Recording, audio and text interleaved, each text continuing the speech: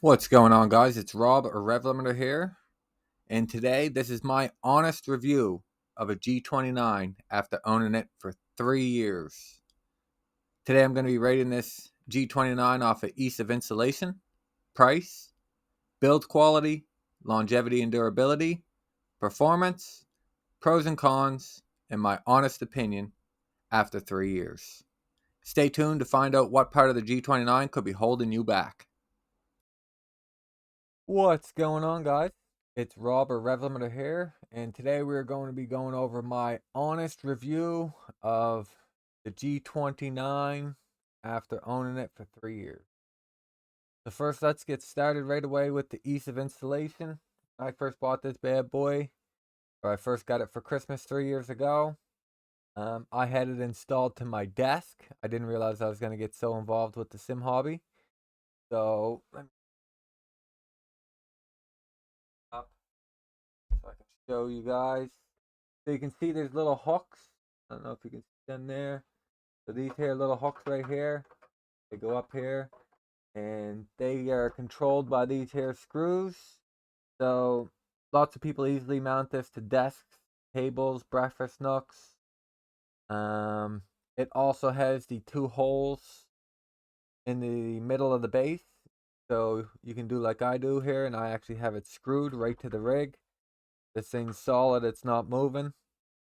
So there's a number of different ways you can mount the um, the wheel and the pedals. Back same pedals for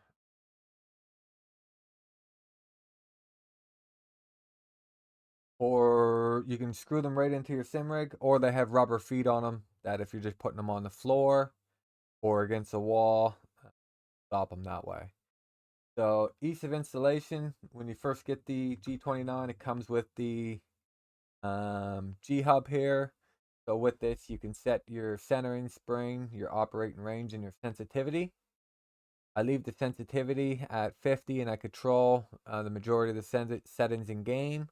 The operating range, I'll usually leave to 900 unless I'm on the F1 games. If I'm on F1, I'll be putting the operating range down and around the 500 range. So other than that, with the G Hub here, you can set custom profiles if you go into manage profiles for all your different racing games. If you have a set of Corsa, American Truck Racing, Snow Runner, iRacing, and you want to have different profiles for each game, different sensitivity settings, you can do that. So as far as installation goes, it's pretty much plug and play on every game I tried. Snow Runner, iRacing, Beam and Drive, Forza. Just plug this bad boy in and go. It recognizes it.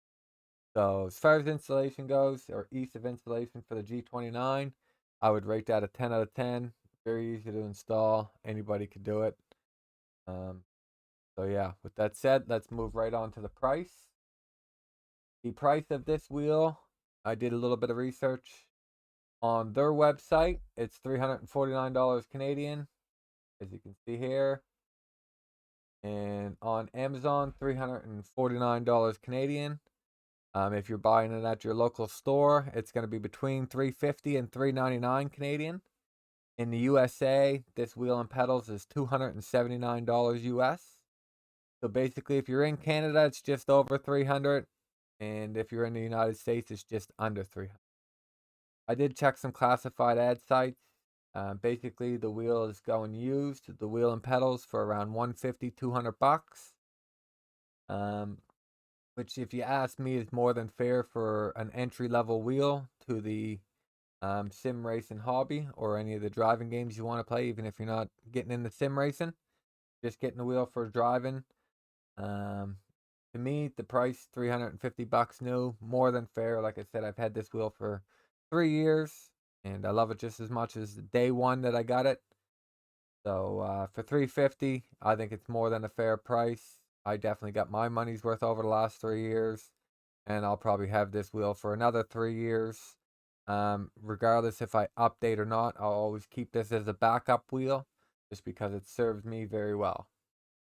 So for price, again, $340, not too bad. As you step it up to the more high quality direct drive wheels, you're going to be jumping up in price astronomically from anywhere from, starting at $600 all the way up to 6,000 and more, right? So, if you're looking to just get started for a good budget entry wheel, $350 for me, more than fair. With that said, let's jump on to the build quality. So, the wheel itself is made with leather, the base is plastic, paddles is aluminum. I've been using this thing quite a bit. Like, I mean, every other day for 3 years. And try not to mess it up. You can see here the wheel is in pretty amazing shape. The only issue is the blue paint wore off. That is the only wear and tear on the wheel after 3 years. A lot of people complain about loud. I don't have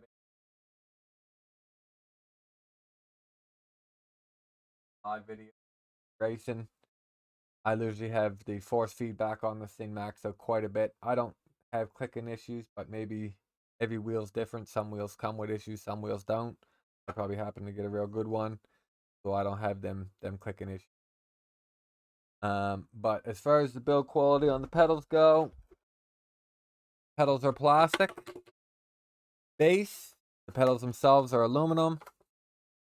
Here they are after 3 years. I've only used them for about a year and a half, and I will get into that in a little bit. But as far as the build quality goes, A1. I think this stuff is built to last. I've had it for 3 years.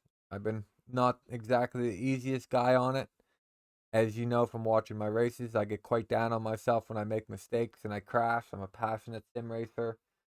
I beat the wheel and go on and stuff. So this thing here has lasted amazing for me for the way I treat it and the 3 years that it's been through for not having any issues. Build quality, amazing. The next is the longevity and durability, pretty much tied into the build quality. Again, I've had this thing for 3 years. It's durable as hell. I don't have no issues with it. Never had an issue with it. I use this every other day pretty much. And, I'm off road racing with it. I'm drifting. I'm jumping. I'm sim racing. I'm doing it all. So I'm putting the wheel right to its max, right? Longevity and durability, again, best of the best. It gets my rating for a budget wheel, right? I don't have no issues, never had no issues. I don't see much people complaining online. You're seeing a 43,000, 4.6 star ratings, so I would say I'd give it a 10 out of 10 for longevity and durability. So next is the performance of the wheel. So a lot of people's going to tell you you're only going to be able to make it so far with the G29 wheel and pedals. And I'm going to agree with them to an extent. I think the wheel will take you as far as you want to go. I know guys that are 7K iRating using a Logitech wheel, right? So I managed to get the 3.2K iRating in the Formula, 3.1K in the sports car. I was 3.2K in oval. I did fall down a bit, but I managed to qualify for 2 different esports competitions. Won a few money races. So as far as the performance goes, with the wheel, I give the performance of the wheel a 10 out of 10. Now the performance of the pedals is another story. There's a reason why I'm no longer using the pedals. And if you are using the pedals and you're trying to race competitively, there's a good chance that these pedals are holding you back. So basically, I'm going to get right into the pros and cons. As I'm doing the performance kind of thing. So the pros, the wheel, 10 out of 10. Awesome wheel. I have no complaints with it. For a starter wheel, amazing. Amazing wheel. It's lasted me Like I said, no issues. Still continue to use it every day. And yeah, like I said, if I get a new wheel, I'm always going to keep this bad boy as a backup just because it treated me so good. Now these pedals, my best way to describe these pedals, or best analogy to use, are these pedals are like a light switch. So basically, when you're using a light switch, it's either on or off. And that's how these brakes are. So basically, like I said, I'm a very passionate sim racer. I get upset at myself when I make mistakes because I try so hard with everything that I do. So with these pedals, I often found myself locking up in the corners, and there was not much I could do about it. Like I said, best analogy with these pedals is it's either on or off. When I upgraded my pedals, it was like going from a light switch to a dimmer switch. I could fully control that light. 30%, 40, 75, 50. However brake I needed, whatever brake I needed, I could give myself. I couldn't do that with these Logitech pedals. So I used these Logitech pedals up until about 2K, 2200 I rating. And as soon as I switched pedals, my I rating just started going up and up. My wins started going up and up. My consistency started going up and up. My trail braking came alive. Right? So my biggest con is the pedals, right? And again, if you're not going to be racing competitively, these pedals are going to do the job.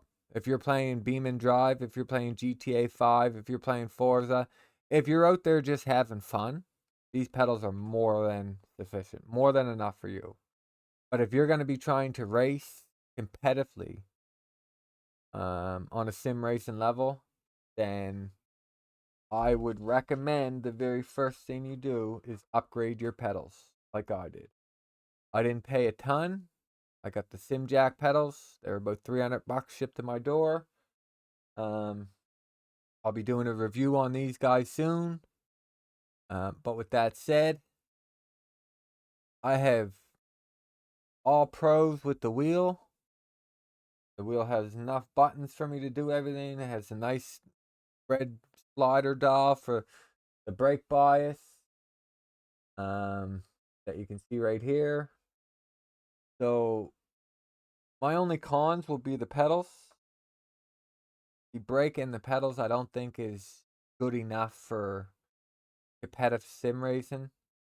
It's just on or off, and the locking up it does just, it frustrates. So that brings me to my honest opinion after 3 years. I love the wheel. I would highly recommend it if you're trying to get into sim racing. Um, and you just ain't got the money, it is a great start. Great, great, great place to start.